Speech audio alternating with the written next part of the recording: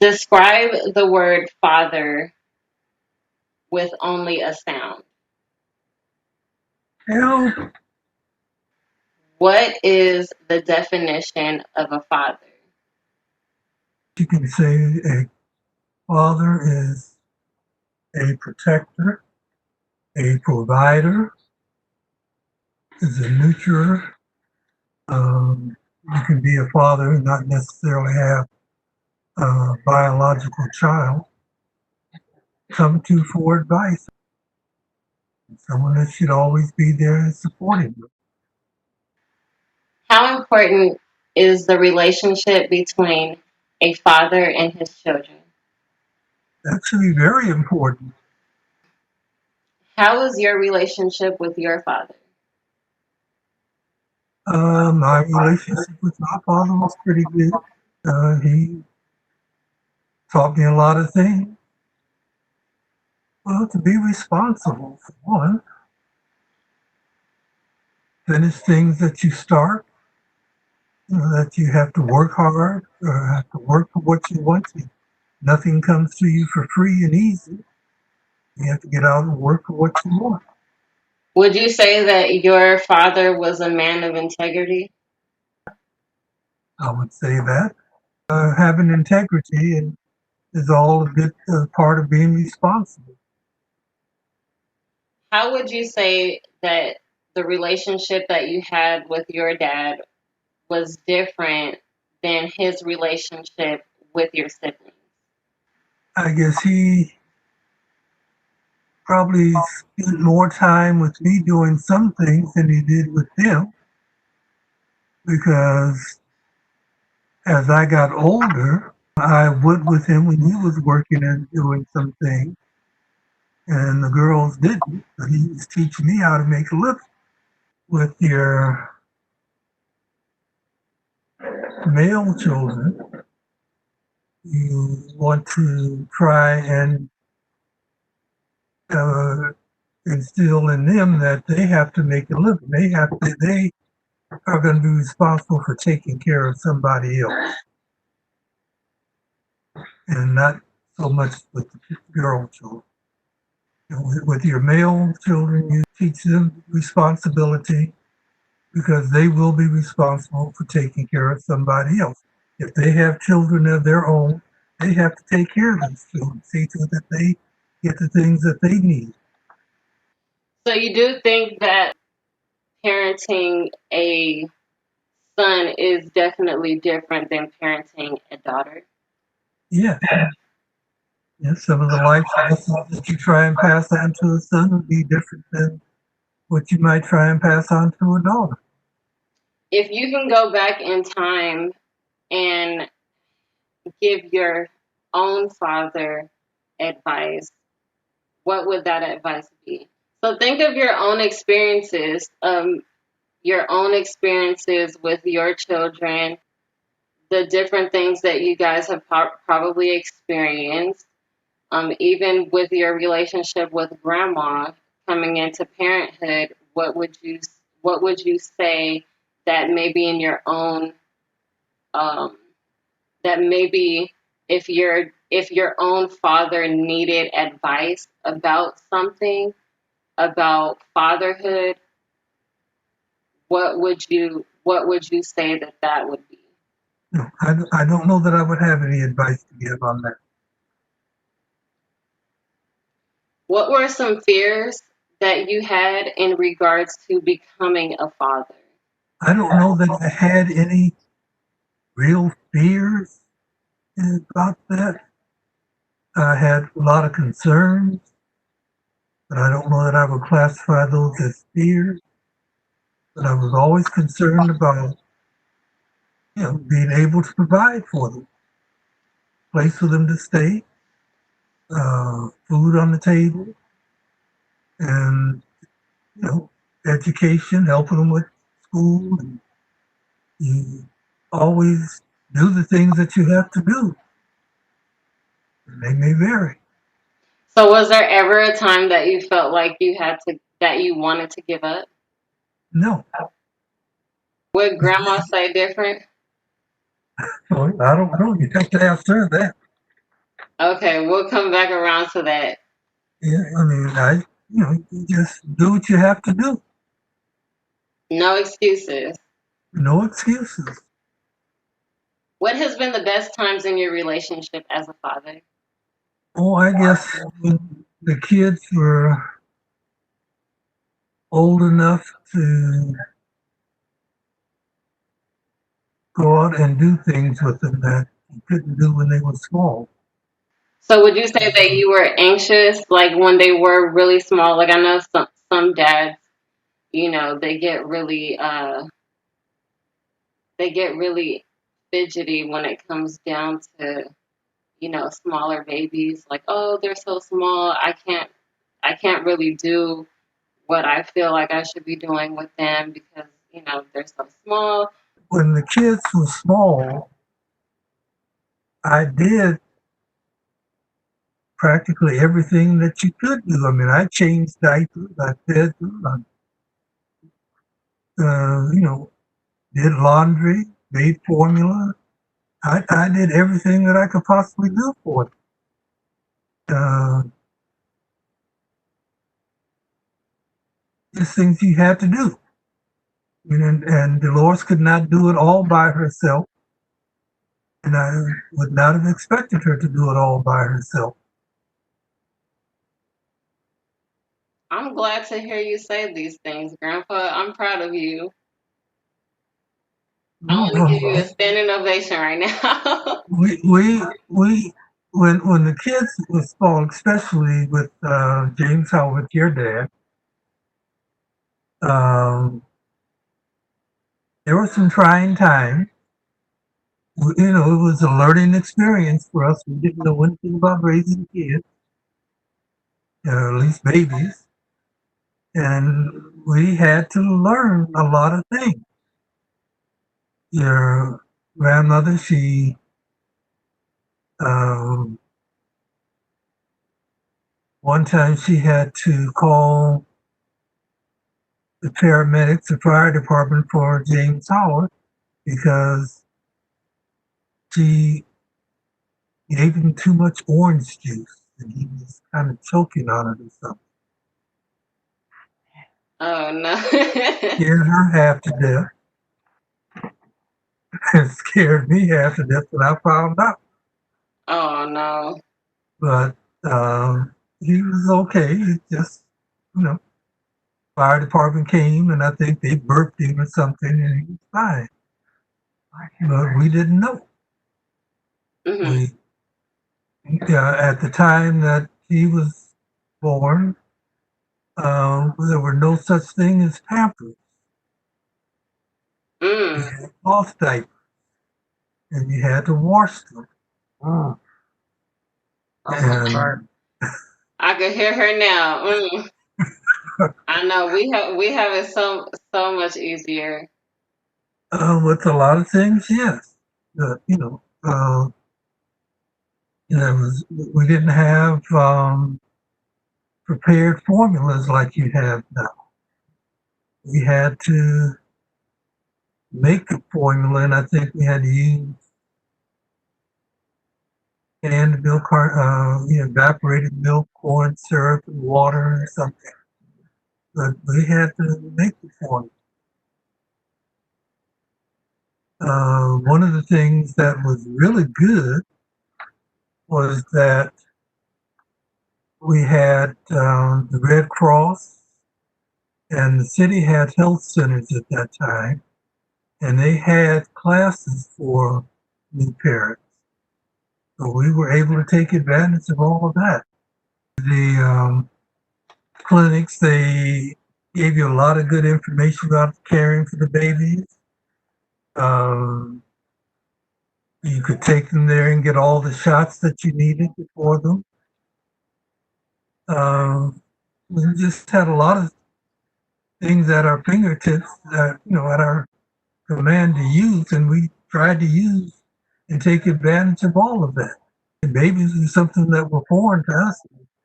we didn't know anything about them. I mean, I knew, they were fragile and we had to take care of them.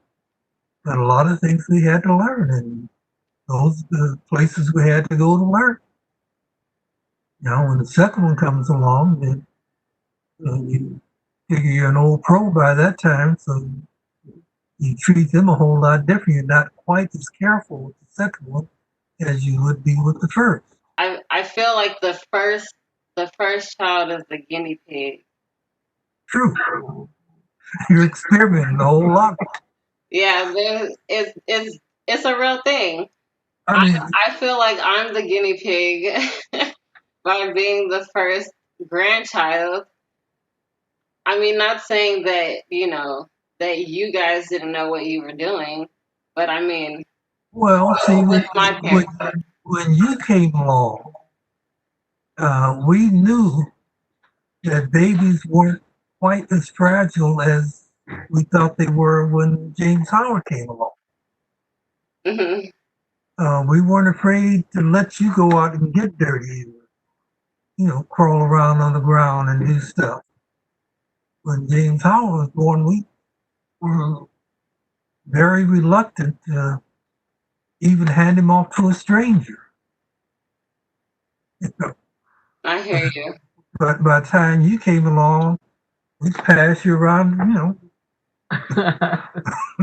quite quick. Don't pass me around. Yeah, we did. That's But funny. those are just things that you learn that they, in time. So, how were your parents as grandparents? Well, uh, I guess my mother didn't live long enough to be a grandparent, and my father, he did okay. You know, I, well, I guess he had remarried, and he and his wife, they watched grandkids for us and got us into a whole lot of things that we wouldn't have done, before. So, do you feel that it was easier for you to, continue building a relationship with grandma based on the relationship that your father was able to build with your children, with his grandchildren? Were you and grandma allowed, like, were you guys able to and had the flexibility to kind of go here and there and do your own thing sometimes, like occasionally, like if your dad and his wife wanted to maybe have the kids for the weekend, were you guys able to kind of like have that as like an option to be able to kind of hang Uh, out and have some have a break from the kids? there were times actually that they would watch kids on the weekend. Mostly, my grandmother was the one that would take the kids and do things with them more so than my dad. Um, she would get the kids and take them to the park, take them to there was a little amusement area over not far from us at the time, and she would take them there and let them go on the pony rides and do all the little things that they had to do. She was always taking them with her to go visit some of her friends because she was quite proud of the fact that she had great grandchildren and she liked to show them off. Hmm. Nice. So, and she was quite, people would she would go somewhere with them and people would talk about her grandkids, and she was very quick to correct them. No, these are my great grandkids. Right. Oh, there's a difference for sure. Yes, there is a difference. That's a blessing. Yes. How would your children describe you as a father? I guess when they were growing up, I guess I was a more lenient parent. I think they would say I was okay. They survived us. Thank We goodness. did not harm them too bad. We did not scar them up too badly. I'm sure you didn't because we wouldn't be here if you did. But the kids are, once they get a certain age, I mean, they're gonna go and do their own thing, form their own opinions and stuff. And, uh, all the stuff that you thought you may have taught them when they were younger may go by the wayside. Hmm. And, they'll form their own opinion. Right. I mean, there's a big difference between your dad and your aunt. And what are those? Well, your dad, uh, for one, is a semi-vegetarian, and I do say semi because he will eat what he wants to eat. Um, all the things that he says that he doesn't eat, he will eat at some time or another. I mean, he doesn't eat the meat, I give him that. But all the butter and sugar and eggs and stuff that he claims not to eat, I make a cake, he's gonna be the first one to get a slice. Absolutely. I agree with you on that one. My dad cannot resist your I cake. mean, that's he comes by that honestly. We all like sweets, Oh yeah, for sure. For you know. sure. But But I don't think anybody should be allowed they shouldn't be allowed to not eat the cakes that you make, honestly. well, They would be torturing themselves, especially if they've already tried it. See, I tell everybody about your pancakes. That's honestly, I get so emotional talking about your pancakes. Like if it's a big part of who I am. I take pride in my grandfather's pancakes. I guess you had no other choice in the matter. Long before you were born, uh, and your mother was when your mother was expecting you, I had to make pancakes for her. So wait, how did this whole pancake thing start? I need to know. I I I really don't know. I mean, we all like to eat.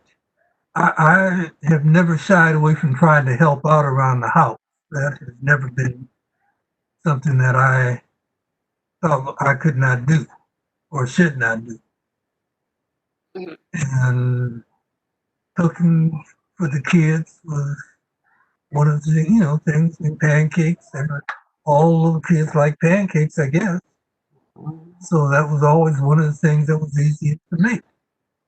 So did you make it because it was something that was easy, or was it because you actually it was something that you perfected?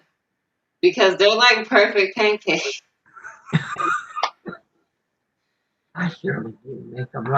Well, I mean, I can't. I don't have a special recipe for pancakes. I mean, it's the same thing that just about anybody that makes pancakes is going to use and do. I mean, I may stick my finger in there a little bit, and might, get a little bit of that extra something. I don't know, but See, it's so hard to believe because it's something about the pancakes. Like, and see, It's hard for me to go anywhere or accept someone cooking pancakes for me because of how good your pancakes are. So there is a standard. There's a real standard. Look, I don't play when it comes down to my pancakes because nobody can make pancakes like my grandpa. Okay, You're right. hands down, it's look. You can't talk about anybody's pancakes because I don't care. Well, I guess it's because when I do them, when I make pancakes for my kids or grandkids or great grandkids, I do it because it's a labor of love. I appreciate you for that because, like I said, they're a part of my life. Mhm. I'm actually kind of upset that I can't have them every day. Yeah, I guess the things that are most memorable, most people, or to the family anyway, uh, pancakes for one, and German chocolate cake for another. Oh, I get. Yeah. Mm. Amen to that. Amen to that, Grandma. Amen to that. Yeah. You know, I got into making cakes. Oh, yeah. I guess when James Howard was probably a year old, Mhm. that we were getting ready to do his birthday cake. It was birthday for him, and Dolores went and bought a box cake and was going to make a box cake. Mhm. And I had never had box cake. That my mother always made cakes from scratch. My grandmother made cakes from scratch. I knew nothing about box cakes, so I was not going to have that. So Oh, I got a recipe out and I made a cake. I don't know how, I don't remember how it came out, Mm. but but that's where it started. I, I made a cake from scratch and been doing it ever since. Mhm. I didn't. I wasn't aware of that. Yeah. It became a part of. I guess you can say it's like a tradition for us to have, you know, your cake or your, whatever it is, like your whether it's your pancakes or um like the pies. Oh my gosh, that Right. Pie. oh my Sweet gosh, potato pie. that lemon pie. And the lemon pie. Oh. Well, Yes, say it again, Grandma. Amen. Amen to that. well, those are just byproducts of, you know, trying to do from a kid. Oh my gosh. Let's not even talk about the pecan pie. I mean, I had a friend that, a lady I used to work with years and years ago. When we first moved into this house, her and her husband came by for dinner, and she bought a pecan pie, and I thought it was good. So I, got the recipe, and I've been making them ever since, and found out that there are a lot of people that like pecan pie, and for some strange reason, they always thought mine was better than the ones they had been getting. You know, but it's a very simple recipe. It's on the back of every Carol syrup bottle you buy, practically same recipe. Was there ever a time when you didn't feel supported as a father from your wife? No, I can't think of it. Good job, Grandma. You've been supportive since day one. Well, we had to support each other. say that. Exactly what I was going to say. It was not something, and we weren't in this individually. We were in it together from the very beginning. And, we took those vows, and I took them very seriously. So did I. And that's why she's still here. While I'm still here and he's still here, we're still here. And I don't have anywhere else to go. I hope. I hope you don't have. Look, I hope you don't have anywhere to go, Grandma. Well, yeah, I'm not going to say that. I'm going to say there's no place else that I want to go.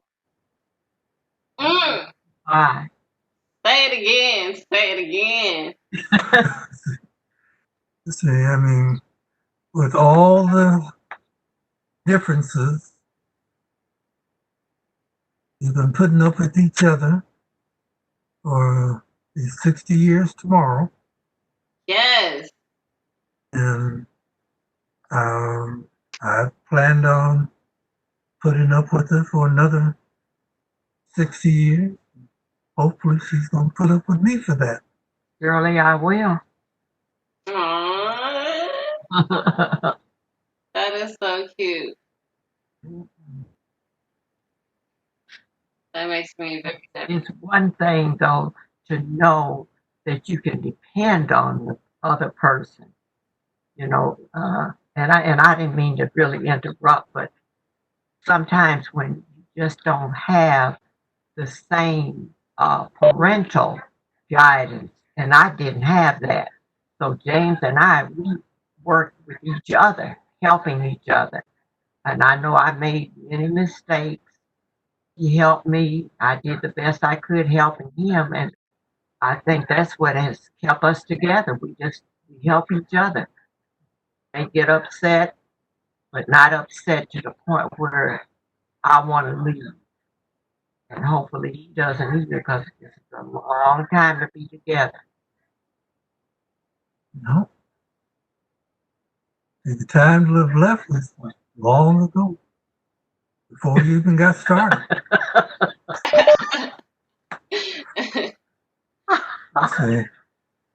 See, I had my opportunity to leave, and I should have. At times, I think I should have. I'm glad I didn't. I'm glad I didn't. But when we were just dating, years and years and years ago. That was more than 60 years ago. Yes, it was. It was more than 60 years ago. Uh-oh.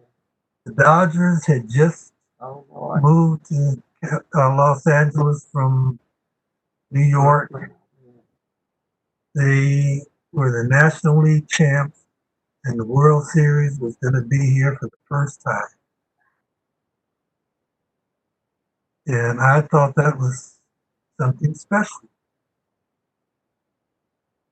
I went out and got tickets to go to see it. I mean, I bought all the tickets. Went out they were playing at the Coliseum at the time. And I had to go out there when I got off from work and get in line so I could be, there in line when they opened up to start selling tickets.